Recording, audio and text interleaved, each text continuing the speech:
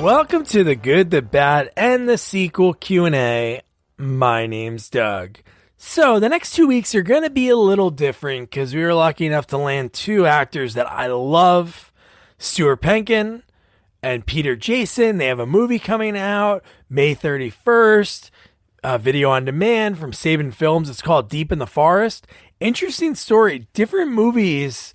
Peter has been in movies like this, but for Stuart, he necessarily, and we talk about that in the interview, he doesn't usually get roles like this. So it's an interesting film. I'll put the trailer in the notes, and be sure, again, Deep in the Forest, video on demand, May 31st. Check it out. The trailer looks awesome. I can't wait to watch it. So yeah, the next 2 weeks are going to be a little bit different. So this week, Stuart Pankin, which I'll go into a little bit about him in a second. And we're going to be covering Mannequin 2 for him, so that'll be in a few weeks. And then Peter Jason, who, another guy, you've seen him in a million things, works a lot with John Carpenter. So he'll be next week, and we're going to be covering Escape from LA for him. So, wow, I'm just giving you your next month is already set for your Thursday commute or Friday commute or whenever you're listening to this. You're listening, so that's all that matters. So, man, Stuart Pankin, when I found out that I had the chance to interview him, he has been in so much over the years, not necessarily the news, on HBO, in the beginning of HBO, so we were talking about that. Arachnophobia, which I absolutely love.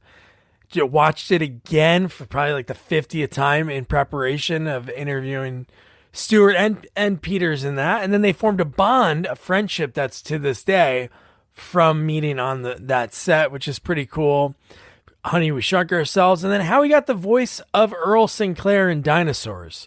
And then we talk about some of the auditioning for roles over the years, you know, editors and how they can affect a scene. So we talked about a lot of things, and he made me laugh a lot. So without further ado, here is actor Stuart Pankin. How you doing? Hey, I'm fine. This is great, man. Huge fan of yours. You've been in so much that I grew up watching. And then when you're a kid, you don't know voice actors. Like, I've interviewed a lot of people that have so many voice credits, but sometimes you don't know it unless you see their face. Yeah, and it wasn't until, like, God, I think when I watched it on Netflix, Dinosaurs, and I'm like, holy shit. Putting two to two together, like you and Jessica Walter as Earl, and it's unbelievable. Yeah, the great Jessica Walter. God bless her. So how did you're a local guy? I'm in Jersey. You grew up outside of Philadelphia or in Philadelphia? Oh, I grew up outside of Center City. Oh, okay. Wynwood. Went to school in Ardmore. Lived in the Oak Lane. My parents moved. I had a private detective to find them. They tried to lose me, but they couldn't. I lived in a bunch of places in Philadelphia. Grew up in Winfield. You know, born on 30th Street, like down out, we're like Broad Street, and you know, out there. Yeah. Doesn't matter. It's enough about me. Let's talk about you, Doug. What do you want to know about me? Nothing particularly. Exactly. No, it's so that movie that you have coming out on May 31st, Deep in the Forest. It's so funny. If you look on YouTube on the trailer, people are comment and it says like, this could never happen. And it's like, what that movie is about, it happens in Russia and China and North Korea, the exact plot of that movie. Yeah. There was a quote, I can't remember now, but my character Max, because the movie is about Max. My character is a constitutional scholar, and he talks about how fascism and even Nazism starts. It doesn't start with this or that. I should look it up. I don't know where. It'll take me forever to get it, but it doesn't start with a big, you know, armies marching in. It starts little ways, you know, suppression of the press and religious freedom and economic sanctions, and it happens all the time. I mean, it happens, you know, it's happening a little bit now. So I know. There you go. No, interesting. So I always love to find out how people like started. So growing up in Philadelphia, like what was your You sound like you're from inspiration? Philadelphia. You're from Jersey, though. I am from Jersey. I know. Me and my wife, we grew up in Central Jersey, but You anywhere got we that ever go, no Philadelphia. accent. Really? I We don't just have a Jersey accent. no, I don't know what that is, but I sense a little Philadelphia, maybe a little Baltimore, but maybe Huh? that's just maybe your tongue is deformed. I don't Maybe it know. is. So how did you like what was it about acting? Was it watching on TV or going to a play? What was the inspiration? Well, as a kid, I always used to have fun jumping around, making my family laugh. We had Friday night dinners with a bunch of aunts and uncles that I loved. I used to be sorry for people who weren't members of my family. I mean, I love my family that much. So I used to do that, and then I didn't do any theater in. Like I was a campaign manager for a guy in high school. I had that theatrical thing inside of me bubbling somewhere. Didn't do any theater in high school because the auditorium collapsed. The entire ceiling just fell down, so there was no drama. I think I did a play, which sort of should have tipped me off.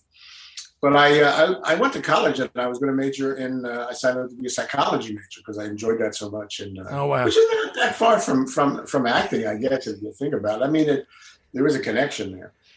But the information, the audition was sent out to do this first play at Dickinson College, and I walked across. As I say, that long, lonely, dark campus, and to audition for this play. And I knew that, and I met Dave Brubaker, who was my teacher, my director, and later Oh my good wow. friend. So he was an inspiration. And as soon as I knew it, I knew it. And my friend Bernie said there was no drama major. There were like 5 classes that you could take. There is now. And Bernie said, the proper major for an actor is English. So I became an English major. Yeah, So what was that's it. that's it? And then from there, you just said, you know what, this is where it's for me. And then you went to Columbia, right, to go for I your went to master's. Columbia to the graduate program at Columbia for 3 years. Met my wife, which was a nice thing, Oh, that's good. and studied there. I mean, people always say, "Do you really think you need to go to school? Should you have just gotten into the job market?" Well, maybe it's selfish, but yeah, you need to study, words and movements and sword fighting. You need to study that stuff. You gotta, Yeah. as my brilliant voice teacher Robert Neff Williams said, you guys came into here as cocky college actors, and hopefully we'll send you out with some skills so that you can, make a living. So that's what I did. And then you went right to Broadway. Was that the first Oh no, step no. right after that? Oh no, no, no. No. Well, I got to think. I went from Columbia. I went to the New York Shakespeare Festival Oh, in the nice. park, Shakespeare in the Park. I did that for 2 summers. I literally carried a spear. I mean, that's what I did, and understudied some big parts, and got to go on in rehearsals for that. But that was an eye-opening thing. That was a terrific 2 summers. Met a lot of wonderful people. In fact, it's a strange story, but we were doing Richard III, and I wrote some music for Richard III, just some parody songs for Richard III, which later I turned into a Cinemax comedy special called Hump, which is available out there if you want it. But Kevin Kline was a spirit carrier too, and he plays the piano. So he used to accompany me when we had commercial, when we had rehearsal breaks, and I used to sing these songs. And we were at a party once, and somebody said, sing that song. And I said, I guess I had a drink, which I never do. I said, okay. So Kevin played the piano, and I sang some of my Richard III parodies. And because of that, I got an agent, my first agent in New York. So, I mean, it's strange how things happen. But I Wow. went from Columbia to that. I spent a year as a journeyman at Lincoln Center, which they call Broadway, but it's not really Broadway. And did a few things. Did the American Place Theater out there. Did a bunch of off-Broadway plays. One off Broadway play. It was like it was in somebody's living room, and And then, the Milligan. Sorry about the beeps. It's okay. Then I did the Milligan show, and which is a great industrial show. That's a whole other episode. We have to that I could talk hours about that. But then the call came out for the San Pedro Beach Bums, which is Aaron Spelling's first and last attempt at hour-long comedy, and I auditioned for that and got it, and that's how I got to California. So that was the reason you went out there. You were still in New York. They flew you out to audition, or did you audition in the city? Auditioned here. Yeah. And then they flew us out for the final auditions, whatever, in California at ABC near Los Feliz. And I got it, and we kept our apartment in New York for I think at least 2 years because we didn't know what's going to happen. Yeah, right. When the San Pedro Beach Bunch closed, is anybody really interested in me? I mean, anyway, when that ended after 10 shows, we were all of us, because we were kids, we were very disappointed and a little not knowing what to do. But I signed a development deal with Universal, which meant they give you a paltry amount of money, but you couldn't do anything for anybody else except Universal for a year. And I eventually did a pilot, which I was very happy they didn't sell because it was a terrible experience. And then and when that was over, I started slowly but surely to get some work, some guest parts and commercials and stuff. And then it just breaks happen, and you get to be fairly successful because you're lucky, and you got to back it up with something. I mean, but you got to be lucky, and I was lucky. I was absolutely lucky in many ways to be able to sit here and talk to you. Yeah, no, it's one of the failure rate in the business is like nice. And the failure rate, it's like almost like so crazy that people do succeed, is most people 95%. Don't. 95% failure rate in SAG. And of that 5% that works, maybe 2 to 3% make a living. That's crazy. It is crazy.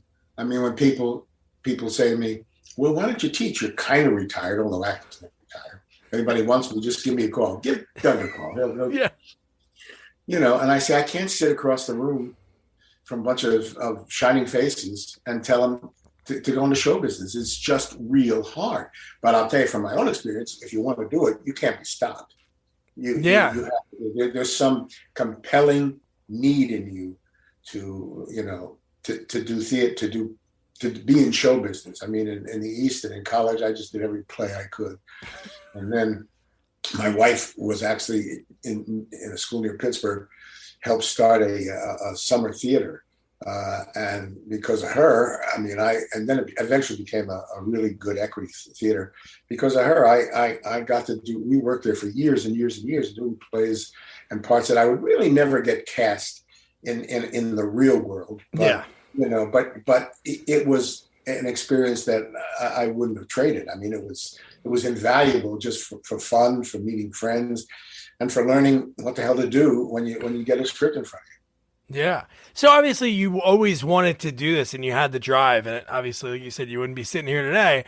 What was there like getting on like Barney Miller? Because a lot of people I've talked to, they say like when you get on one of those shows, when other casting directors or other directors see you on, a show, a primetime show, then from there you go from all the other shows. I've seen that with people, like they're on a Fox show and like you look at the rest of their like couple of years, they're on every Fox series that's on there. Sure, yeah.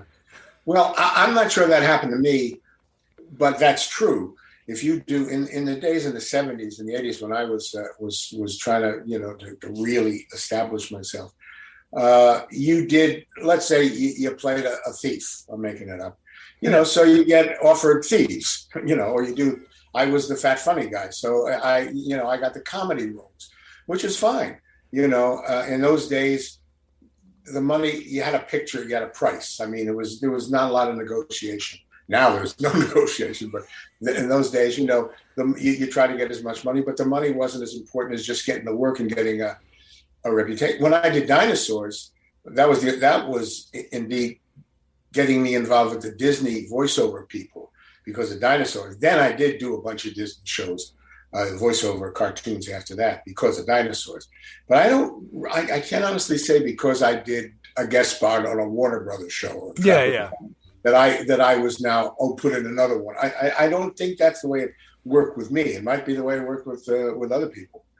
But it's like piecemeal. I mean, you job out. You as an actor, you job out.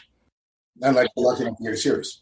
Yeah, no, like you were saying, you got like the fat, funny friend. I would say my favorite type of character that you would play would, I don't even know how you describe it, but like in the Dirt Bike Kid, Mannequin 2, and like the Vagrant. Like I watched the Vagrant for the first time. Officious bosses, Yes. officious. I used to play a bunch of those. The same, it was the same character. I mean, Yeah. it was like that's exactly right. I was thinking about that today. But I said I play an awful lot of officious Ah, bosses or managers or teachers. yep. That it's the same kind of rhythm. I mean, I guess people cast see me in that and they say, okay, you can do that. That's the way it You're is in so Hollywood. good at it. Like But thank when you. you Thank you. when you see like the Dirt Bike Kid's great. I remember watching that a lot as a kid. But seeing the Vagrant for the first time, there's a scene, and again, you've been in so much, not like you'd remember, but like you're like telling Bill Paxton that he's going to be up for, hey, would you want to be the new analyst? And he's like looking so happy. You're like, you start laughing like, with your female like coworker, and then you do this walk away. You stop and you pull a teddy bear off of some girl's desk on her monitor, throw it in the garbage, and do this like the evil laugh. And I'm like, I can see him just do that. Like that's not Yeah, even in the yeah. script. Just grabbing that and dropping that right in the trash. I don't know if it was in the script or not, but I'm happy that you remember it. Yeah. Yeah, although it's an actor. If you're a character actor, like when I did plays in New York and in St. Vincent Summer Theaters, then St. Vincent Theater, you got to play all kinds of parts. I mean, English people, officious people, shy people. A great deal of the stuff I did in the East, in Summer Theater and in. I guess even some of these off Broadway or off Broadway things, you got to play different characters. You got to do different things. They kind of, I don't know, I'll make up a phrase, typecast you in California because it's just too much. First of all, there's a lot of good actors. There's too many good actors out there, and if they need an officious boss or manager, hopefully you're on that list, so that and you're happy to be there. The old joke for me is that when you're in New York, you say, "How do we get to California? How do we get to California?" And then you get to California and you play these parts on television which are not horribly challenging. You say, "How do I get to New York? How do I get back to New York?" But that's the truth. But you're right about my officious manager character. Yeah, and I He think got a it's too lot. with the audience. You don't want to you don't want to trick an audience. If you have like your character, say people know you in certain roles, they don't want to be like, "Whoa, he's evil. That guy's supposed to be this other guy," or vice versa. They do Well, that yeah, so many times with actors. As soon as you play a TV mom, they're never going to cast you as that evil or anything like I that. played a TV mom 3 times and they never cast me again. Didn't. But it's interesting that I think Paul Newman, I think he tried to play a bad guy in a movie, and it never worked because the audience wouldn't accept him as that. And he tried. He wanted to be. I mean, he's a theater guy, and he wanted to be. And I always tell people my ideal role would be to be a psychopathic killer who eats babies. That's what I like to play. Just something, different. In plays, I get to do that. In Hollywood, no, not so much. I asked Eric Roberts that because he goes and does plays every so often, and he does a ton of like indie films. And he said, Yeah. "I want to play a transvestite one day." Well, there you Okay, all go. right. Yeah, There you go. I put on a lot of dresses in a lot of plays. you I still understand. obviously right now, but throughout the years when you're acting on TV and film, were you still getting to do theater? Yeah, Oh, yeah. sweet. From we came out here in '77. From '72, I started to work at the in the theater in Pittsburgh, near Pittsburgh, and we did that off and on until the mid '80s. So yeah, I mean, we went back as often as we could. Look, we had dear friends there. I was Yeah. married at that in that college. Our producer was our priest, who married us. The director producer was my best friend for 37 years. So yeah, we try as often as we could. We went back there and I love playing with my wife too. So Oh, that's gonna be great. yeah, Especially being it married was to great. somebody that gets the business, because it is like such a unique job. It really is. Yeah, it's so show business. Look, it isn't laying bricks. It isn't, No. pouring tar on a road. My friend who I mentioned in St. Vincent's, they said, well, you work? And I said, I haven't worked in years. I'm a theater director. Yeah. I used to work when I used to lay road, but it's a complicated business, especially now when, like I said, there's so many actors out there. I Yeah. mean, so many. Now there's a lot of product. You look at Netflix and Prime Video and all that stuff. I'm going to just make it up and say thousands in these various pay cable and network. The product, they just pour it out, and some of it is real crap. Oh But yeah. it's out there. But it's out there, and actors can get work. I don't, to be honest with you, I don't think I've ever worked in a Netflix movie. It's out there, but they've passed me by, bastards. How dare they? So, what would you say in that was the movie or the TV show that you knew, like, hey, I can make a living off this? Obviously, in your mind, you're going to do this forever. Was there one show or movie that you're like, all right, I can do this? Well, I guess if you nailed me, if you laid me, if I had to say something, it would be not necessarily the news on HBO, Yeah. Okay. which I think that's kind of got me into the public and the producer eye. I also at the same time overlapping did Fatal Attraction. Yeah. In fact, I flew back and forth for a month, once a day, to do 1 or 2 days in New York, flew back to do the other show, flew back. I mean, for a month, I was Mr. Red Eye, doing 2 shows, and I'm unbelievably grateful for that. I mean, that was great, but I think not necessarily news back in the early '80s was a thing that maybe made people aware of me more than That's before. early HBO, right? HBO is 4 years old, 3 years old at that point. Yeah, If there that. was. You should pardon the expression. 29% penetration of cable. Excuse me, not pay cable. Pay cable was even less. So it's astounding how successful that show became with so relatively few people watching. Yeah. And then as the years went on, in the 6 years that I did it, it grew and it became the National Cable Television Association was a pretty wonderful organization to be involved with. They ran the ACE Awards and a lot of events. When we were not necessarily the news, they sent us around the country teaching classes to kids, improv classes. It was a terrific time to be involved with HBO. Then HBO and cable went like this, and the networks went like that. So then, cable sort of became something else. There ain't no cable awards anymore. It's all the Television Academy. Yeah. Do you always do improv? Was that something you always did? No, I never did improv, not professionally. No. A lot of the guys that I worked with on not necessarily the news did improv at Second City, but no, I never professionally did improvisation. I enjoy it, Yeah. when we're screwing around, but no, there are guys that are so brilliant at that, and that it's like stand up. I never did stand up. Don't want to do stand up, but there's. It's too hard. That's work. I mean, stand up is work.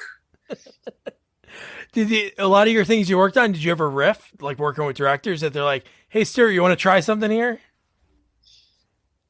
Yes, the answer is yes. And I also from the first show I did out here, the San Pedro Bones, I had the chutzpah, as we say in Italian, to rewrite. If I didn't like something, if I read a script, and I was wet behind the ears. Just the first thing I ever did.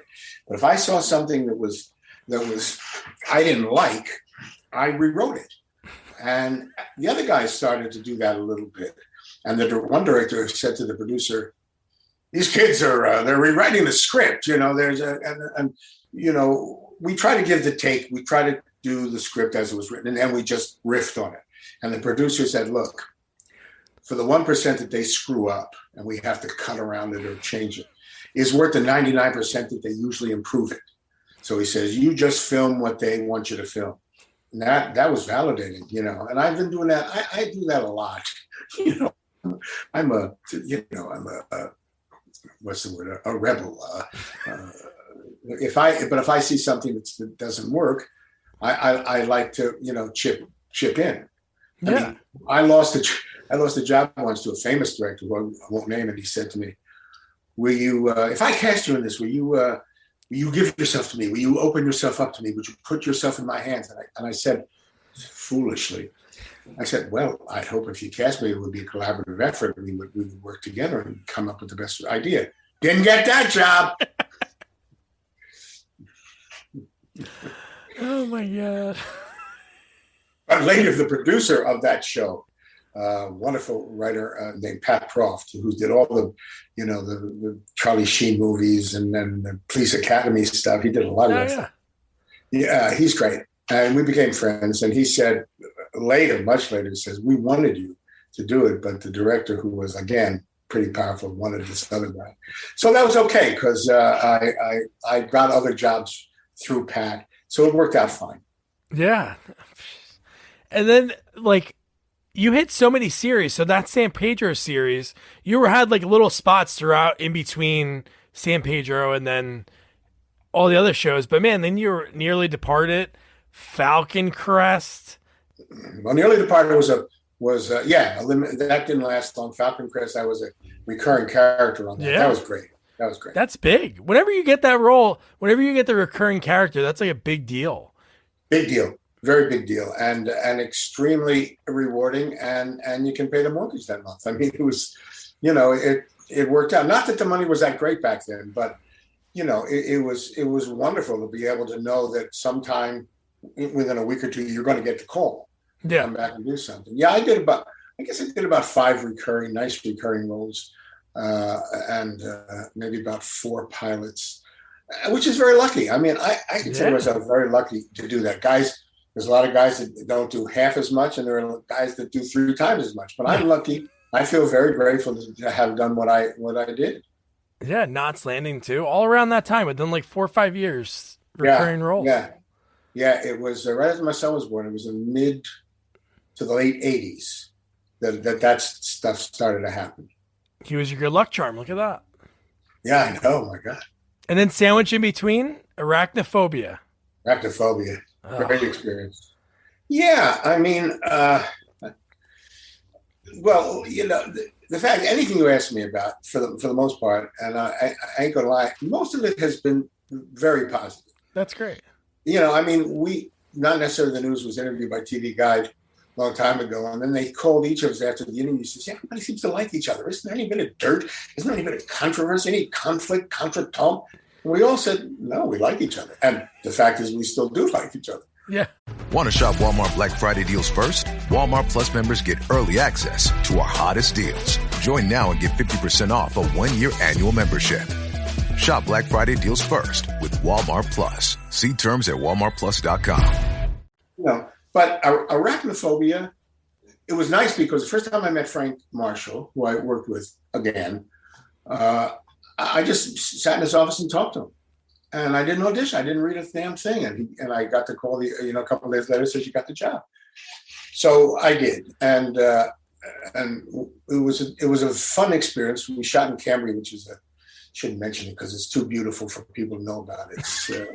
It's up on the shore, north shore of the west shore of California.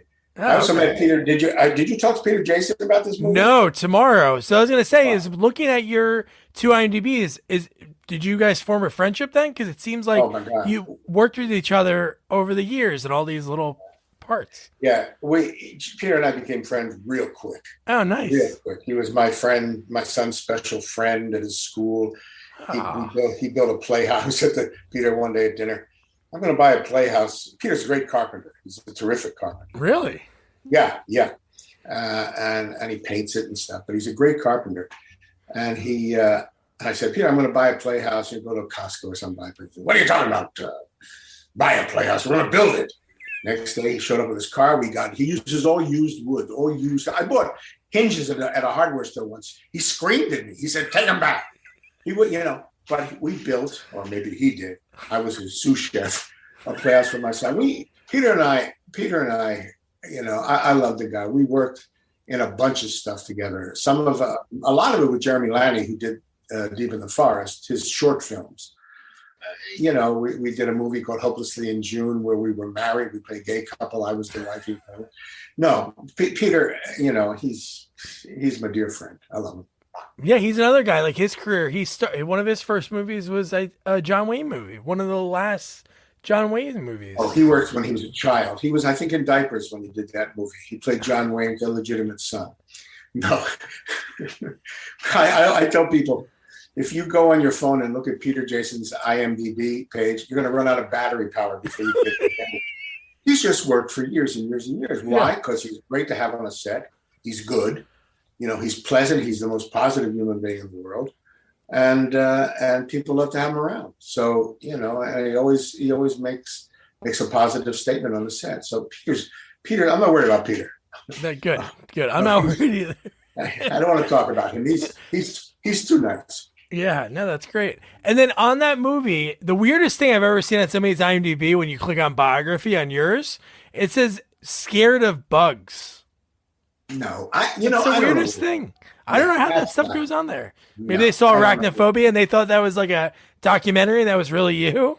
No, I'll tell you, that's quite frankly a lie. I don't know where that comes from. IMDb is not perfect, and that's one of the ways that it is not perfect. I'm not scared of bugs. Oh, sorry. Was that a little like, because they use actual spiders like when you were in those scenes? Yeah, we had to. As a matter of fact, they were New Zealand spiders, and I think they cost $1,100 a pop to bring them over. And we spent not a day, but a morning going to the set with the spiders and having them crawl on us, so that we would get used to it in case something happened. Because, they didn't want to, some actor seeing a spider and go, $1,100 down the drain. Yeah. So we had to deal with those spiders just to be comfortable. And they were real spiders. They were all real spiders. Well, except for the bad guy at the end. He was not. Yeah. Jesus. Yeah, it's so crazy when you have a movie like that with these tiny spiders, and the scene when you guys are checking the house for the spider, just how scared you are watching it, like checking behind everything, opening up the cabinets. You started, I think, going in the fridge, like looking for things. I probably went in the fridge. I know I had a moment with a bug. I found a bug in a box of cereal. I got real scared. Yeah, that was a real dead spider. Yeah, it was great. And there were some terrific actors in it. Peter was in it. Yeah. Jeff Daniels, Harley J. Kovac, Jimmy. I forget. I'm old. You'll look it up. Yeah. It was great. I actually wrote a song for Arachnophobia, which was used in the trailer. Really? Yeah, it was. They bought it from me to use it in the trailer. How does that come about? Do you just write on your own, or did you say? I do, since I was even younger. Now, I like to do song parodies, not parodies of the songs, but using. Well, this Arachnophobia song I made up the tune, but I love doing songs if I'm inspired in a project that's really good. So I was just sitting around once, and it just came to me. It's a sweet little town. Take a bus, come on down. Canaima waits for you at the end of the trip. They'll find blood on your lip. Canaima waits for you. And it goes on about spiders and being bitten, being killed. And they bought it. It was fun to do. I do it for fun. I never write them to think about selling. Wow. Although they filmed that one. They actually filmed that one, during a lunch hour, and it was nice because that got us a couple of bucks for the trailer. That's awesome. What was it? What you started doing that as a young kid? You were doing that? No. Well, yeah, I did. Silly songs like one of my earliest, and I hope I get residuals for this. Wash your hands, dry them well, or they will hurt and they will swell. When you go outdoors to play, they will sting the livelong day.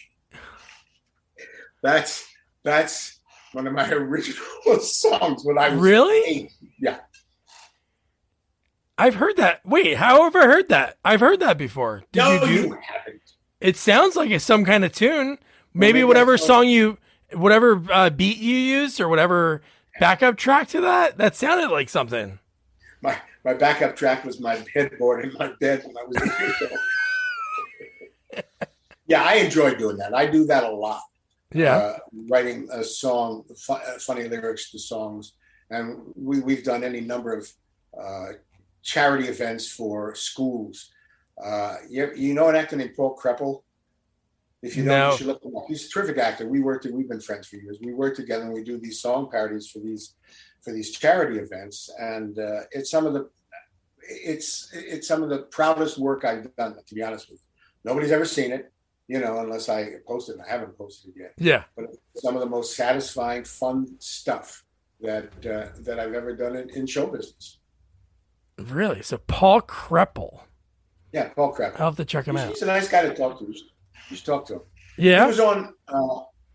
He played oh man, I did the show and I can't remember it. He was a piano player, Sonny's Fox, Sonny something. A piano player with a bunch of waitresses. Look him up, Paul Kreppel. I will. So Dinosaurs, I know that was like, what is your second or third voice acting role? Because you did like a DuckTales or something like a few years before that. Yeah, well, because like I said, no, probably the cartoons, like I said, came from Dinosaurs, from with the Disney people. The call came out. Michael Jacobs, who was the producer, who I had done a limited series with, remembered me from the audition for the San Pedro Beach Bums. He did Girl Meets World, Boy Meets World. He did those shows. Yeah.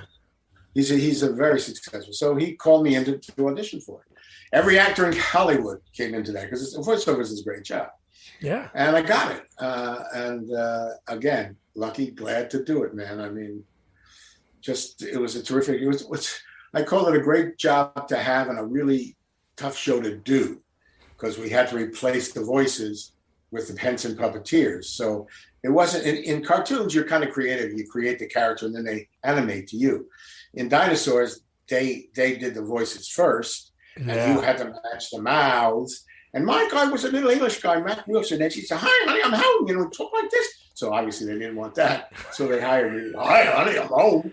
So that's what happened with Dinosaurs, and it was a great 3 years. I mean, it's a wonder, and that show, because it's been re-released on Disney Plus, people are now rediscovering it. And I get a lot of mail about it and comments about Dinosaurs. And it should be. It's a very good show. It was. I talked with Bruce Lanoil, who played Charlene, and he told me it got to, it was, I don't know if it was always it from the beginning, but it was the most expensive show on television to do. Yes, it was the most expensive half-hour television show to do. Well, Bruce was one of the puppeteers. Yeah. Sally Struthers was the voice. Sally Struthers was the voice. Yeah.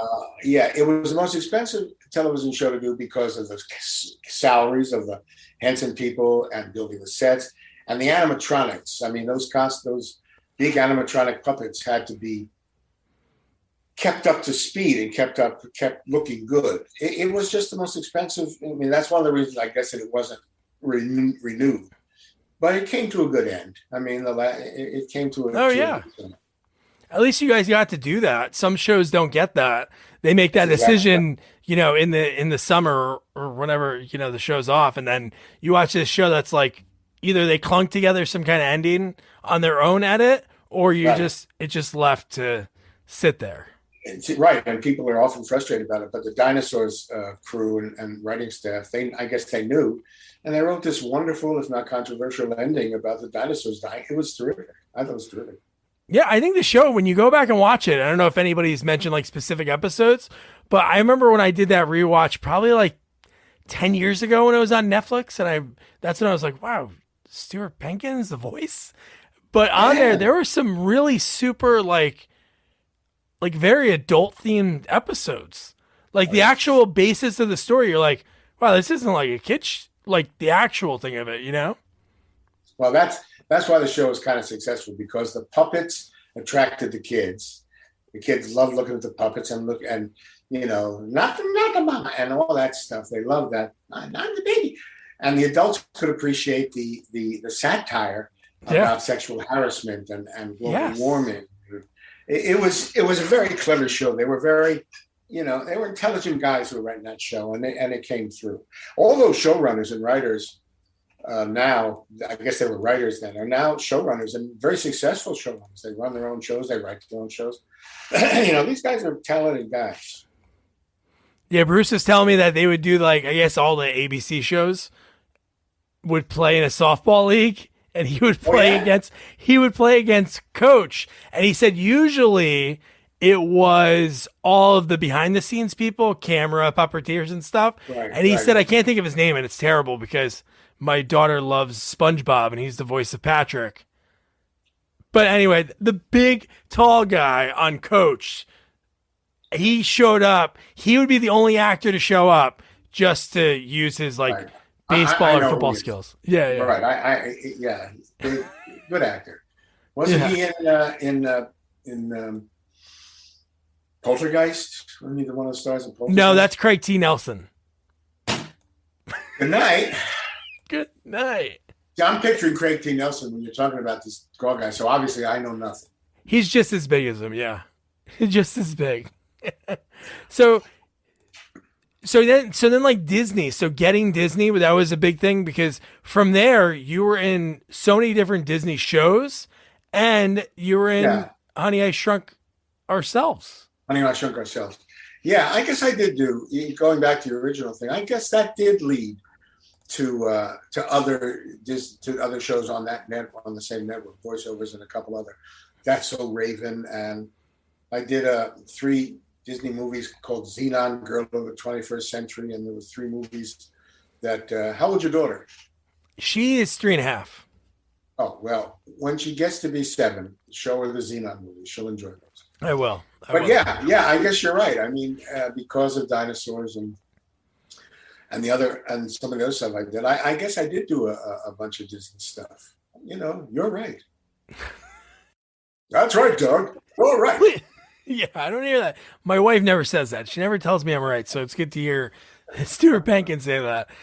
My wife gave me a cup and said, you don't need Google, you have me. I'm always right. Oh, nice. So when you're doing a movie like Honey, I Shrunk Ourselves, do you have any idea, when you sign on to a movie, do you know what the budget is or anything like that? No. I knew that we were all getting favored nations, which means that all the actors, except for Rick, who deserved it, got a lot more than we did. But we all got, the other 4 or 5 actors in it got the same amount of money. And it wasn't, it wasn't a nice amount of money, but it wasn't what Rick was getting. So I don't know what the budget. I do know that movie was the first made for video movie ever made. They filmed it. It was never going to be a feature. It was going to be a made for video movie. Put it out on VHS or DVD, whatever was available then, and sell it and play it. Yeah, I was reading that the guy who directed it was his first movie, and I think he was the cinematographer on the first 2, maybe. No, Dean Cundy directed. He was Steven Spielberg's primary cinematographer. Oh, okay, that's what it was. Yeah. And he's been around the block, and he directed. I don't know if it was his first movie. It was one of his first movies, if not the first movie. Yeah, he was great. He ran a great ship. No, I was reading about the budget because it said initially when he got brought on. Again, these are things you read online. It was supposed to be a monstrous budget of 40 million, but then no, get out of here. I don't know. Then I guess that's what it was. I'm asking for more money. No, but then it got cut down because of exactly what you said. Because I think that's when Disney started hitting big with Pixar in the theaters. So that's why they made that movie, because of its gravitas. Because what the first movie is still to this day. Because now they're doing Shrunk with Rick coming back. Yeah, I didn't know that. They should have called you. Oh, you are the brother anyway. What's the matter with them? I thought Rick had my back. Yeah, Josh Gad, if you know who he is. If you look him up. I know who he is. When you think of him, you can think that is the little kid all grown up, maybe? So that's gonna be Rick Moranis' son. It's gonna be the little Zelensky. Oh, well, maybe they'll push me in. They can wheel me in a wheelchair as an old guy. Just oh yeah. You can call Rick. Just put my photo on the wall. That's all I want. Photo in the background. That's all. You don't have to mention me. There was something in the back of my head that I heard or read that they were doing another version of. I mean, Rick, God bless him, he gave up the business. His wife died tragically, and he gave up the business to take care of his children. Nothing more admirable. And I'm glad he's getting back, to be honest with you. I'm glad he's a very funny, talented guy, and he should get back, and he should start to do stuff. Yeah, really think about his early career, like, God, some of the best movies ever, the roles that he played, like what he can do, so great. We actually read for Ghostbusters, and he got the part, God bless him, which is fine. And I worked with Rick again, I think first maybe on a movie called Big Bully. With Tom Arnold? Tom Arnold. Yeah. So we did that. We had a couple of nice days doing that together. And then we did Honey, We Shrunk Ourselves. It was nice. It was great working with him. So you auditioned for the same role as Rick in Ghostbusters? In Ghostbusters, yeah. That role? Yeah. Like I said, I didn't have the chops yet. Probably it was a long, long time ago. And Rick had been working in Canada for years and years and years. I had not. So God bless him. God bless him. He was great.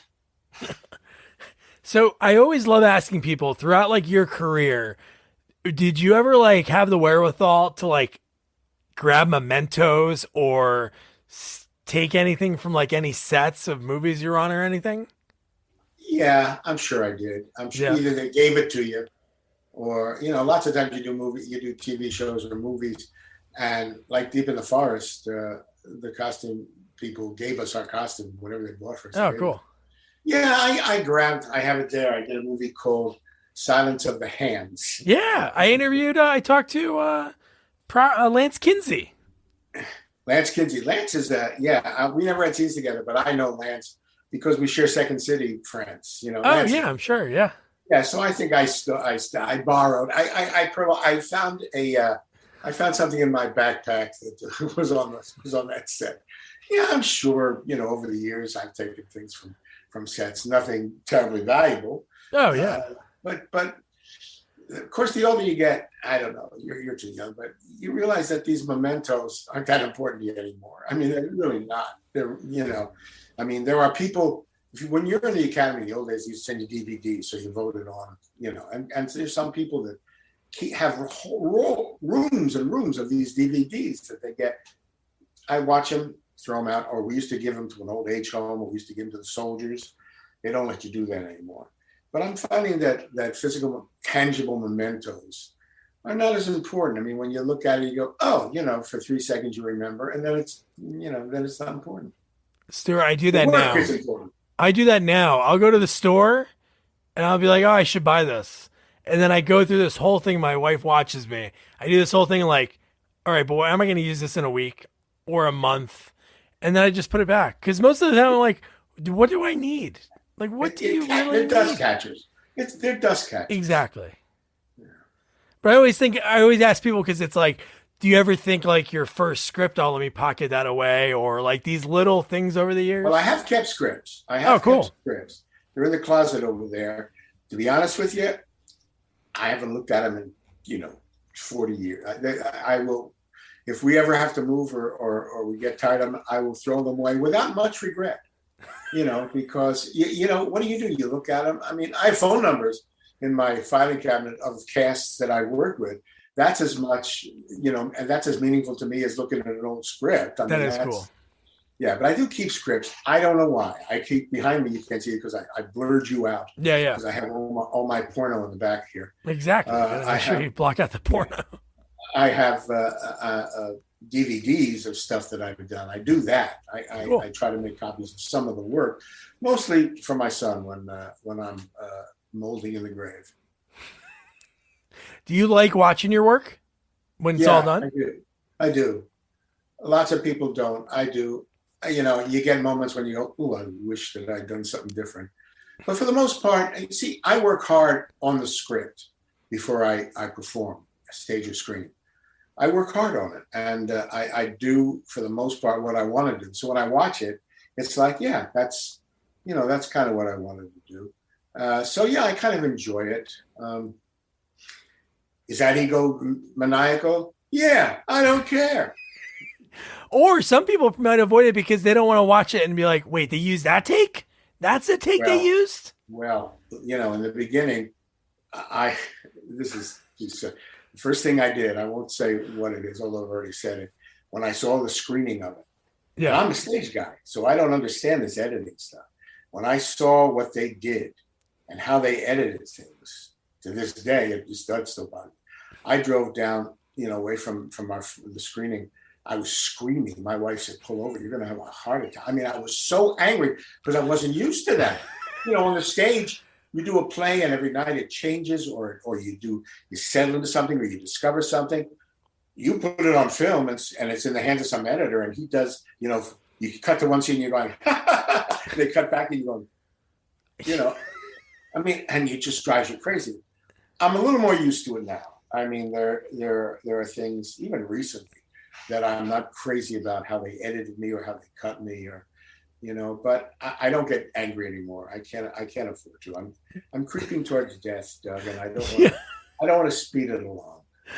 Oh man. So here's a really quick, funny anecdote. So I'm helping this actor. I don't know if you ever worked with him in all your credits, but this guy, Larry Hankin, he's a character actor. I worked with Larry Hankin the first thing I did in California. He was a guest on the San Pedro Beach Club. Oh, no way. So Larry, I helped him put together his memoirs, and he told me a story about being in, he was in, Pretty Woman.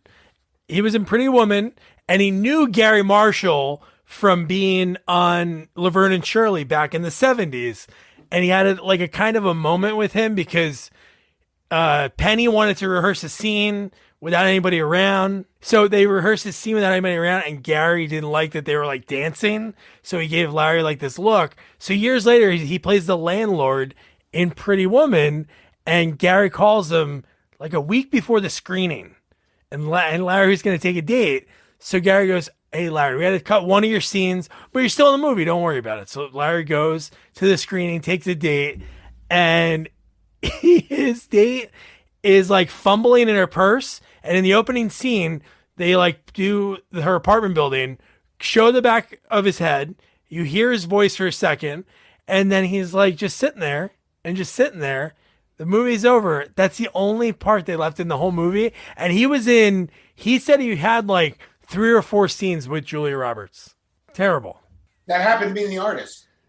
Oh, okay. I had 2 days on The Artist. The first day, if you see the movie, that's kind of what it is. Action, cut, whatever. The second day, I had this wonderful series of scenes with the stars and with the extras and stuff. Had a great deal of fun. And everybody was so appreciative. And I went to the screening. All that's gone. I mean, it's just gone. And that was almost the time when I was screaming on the way home. But what are you going to do? Yeah. No, there's nothing you can do. So, Stuart, it's been great. When you were coming up, was there anybody that ever gave you advice? Because I know, we mentioned, the people that live off of this, it's they say in, I guess in some sports that people are like this, but you don't want to give the young guy any advice because he's out for your job. Did somebody give me advice? Yeah. Did you ever have anybody that took you under your wing or be like, "Hey, kid, this is how you look at that camera"? No. No. In the East, in college, yeah, my directors and producers in college and in the summer theater did all the time. I mean, we collaborated. But in California, no, I had no real mentor, nobody. Maybe that's why. I mean, maybe everybody was so selfish they didn't want anybody to get ahead. Exactly. I think that's true. Well, it could very well be true. I mean, it makes sense. There's so much competition out here. You walk into these rooms in the old days, you would audition for something, and I'm making it up. There's 20 people in the room. And then you get a call back, and I hope people know what that is. You come back, maybe there's 10. Now you go for the audition, or when I used to do it, get 20 people. You come back, there's 50 people for the callback. Yeah. They don't know what they want you to solve their problem, but they don't know what they want. That's the problem. So there's a lot of competition, and everybody's very friendly in those rooms. Everybody, There's a lot of, I call them audition friends. When I first got there, the kids in San Pedro Bums, there were some of the actors who had been there longer talked to me about what to expect maybe and this and that and the other thing. But I kind of learned it on my own. That was the exciting part. There's nothing more exciting about walking on a set and seeing that movie stuff. Yeah. You know, the cameras and the lights and the walls that opened up, and it was magic. It really was magic. It's still magic. I don't do it so much anymore, but it's still magic when it happens. I mean, it's still very exciting. And I'm just glad I had the opportunity to work out a little bit, to play.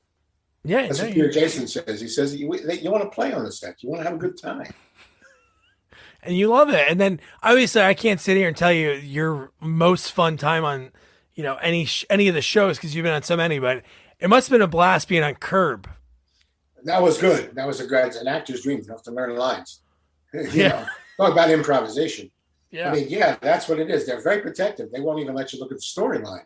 You just show up on the set. You kind of know what the point is. They tell you the points to get across. Action, and you're talking blah blah blah blah. Cut. No, you got to get this. You got to say this. I say action. Blah blah blah blah blah blah blah blah blah blah blah. Cut. Okay, that's great. Now you got to say her name. I mean, that's the way it went. And then you sort of try to get a rhythm with Larry. And it's a great job for an actor. I mean, I wish.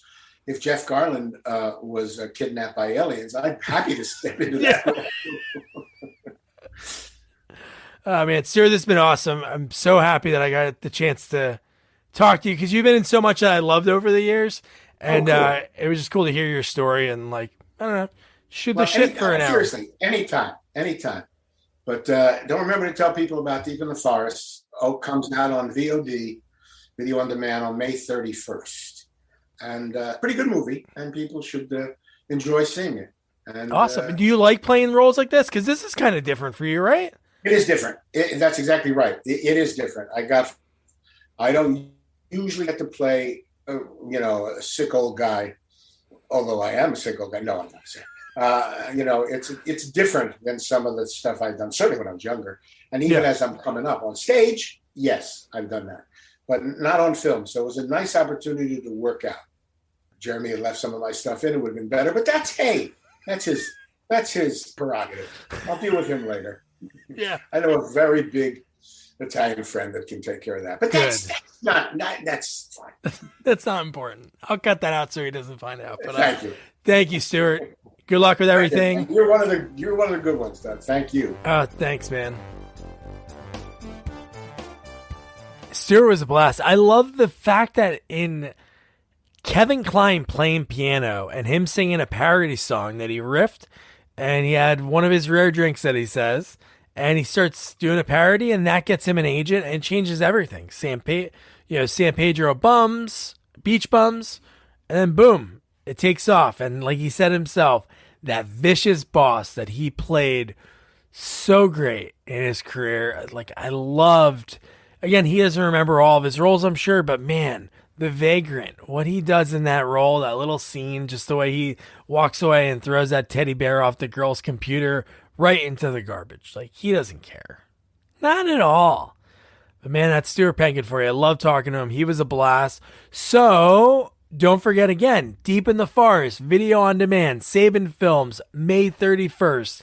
Check it out. I'll put the YouTube link in the episode notes. And yeah, so your homework, you can get ahead on it. Mannequin 2, it's free on Tubi, Pluto, one of those, but you'll find it free somewhere online. It was the follow-up. It has Christy Swanson. I almost forgot her name. Christy Swanson, Terry Kaiser, who I love, and then William Ragsdale from Fright Night and Fright Night Part 2. What can get better? I don't know. I remember this movie being silly. I watched it recently. It was pretty silly, but I can't wait to talk about it. So next week's Peter Jason, who you'll love. So you know what to do. Don't forget to review, rate, share our podcast. Follow us on all social media at Sequels Only. And don't forget to check out our website, sequelsonly.com. Good night. Good night. guys.